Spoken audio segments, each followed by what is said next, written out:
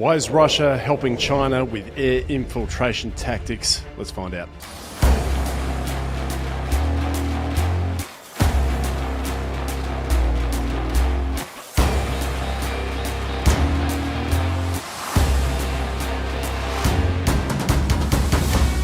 It's been discovered recently that Russia is supplying China with equipment and training on aerial infiltration.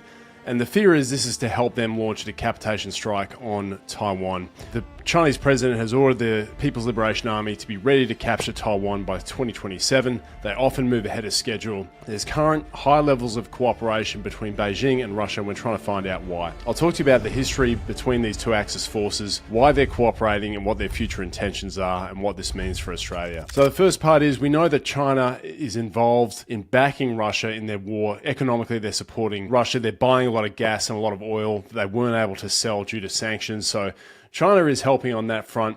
And in response, Russia is accruing a huge amount of combat experience. They have been fighting for 43 months in Ukraine. They've lost up to 1 million people. When this war started, I thought, you know what, if you lose 100,000 people, that's a terrible war. Well, any amount's terrible, but for Russia, 100,000 is terrible. They've lost over 1 million soldiers, killed or wounded. To give you an idea of how bad that is, in the entire Afghan war that went for 10 years, from 1979 through to 1989, they lost 18,000 soldiers, right? So this is many orders of magnitude worse. One advantage for the Russians, they are learning at an incredible clip how to fight, I guess, a near-peer adversary. They're using American weapons and European weapons. The Russians have accrued a huge amount of combat experience. North Korea has done the same thing. They sent over 10,000 soldiers in their initial batch to go and fight against the Ukrainians. And what's happened is there's now a critical mass of combat experience in the Russian and North Korean forces that can be used to train the Chinese. The reason I'm concerned about this is I've experienced military training myself, and I know how much of a difference it makes when your instructors have high levels of combat experience. I know this because I was trained at the Australian War Academies, and I was an instructor at those same academies.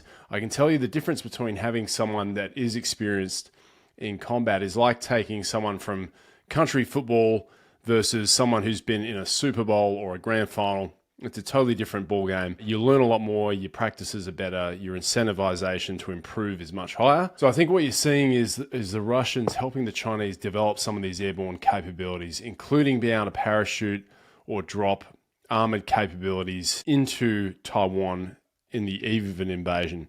And if you think about it, this is the sort of thing that would help them bypass the rocky cliffs, the tough shorelines, the heavily defended beaches, get into the center of Taiwan, particularly to political centers, and carry out a decapitation strike quite quickly. It is a concern.